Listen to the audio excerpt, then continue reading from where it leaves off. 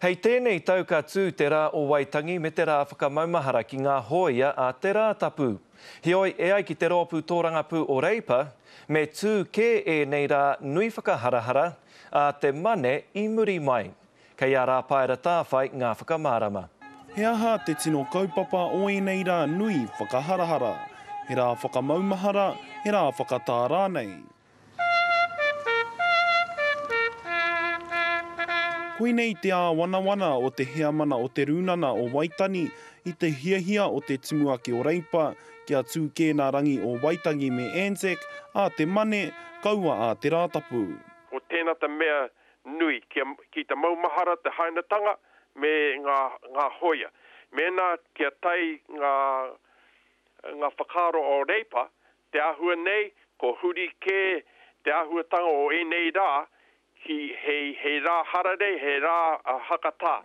Hei tā Phil Goff he take nui tēnei mana kaimahi katoa o Aotearoa. He aha e naro ai e nei rā whakatā e rua I a whitutau. Kei te ngarongaro atu ngā hua ngā tautoko mo te nui o ngā tangate whai mahi mai te motu nei, tēnei no wetahi o ngā rā, e manaki atu te katoa, te whenua, e tautoko ti atu.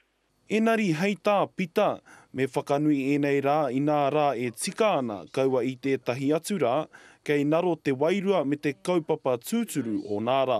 Kia kahana ia tātou ki te u, ki te kaupapa tūturu mo e nei rā, kia waihotia te nohonga te hea rā e takamai e nā rā, waihotia ki reira. E harare ke te kōrero o te kaiwhakahaere o te rōpū Reipa. He hae kāre e pai e neke atu ki te mane.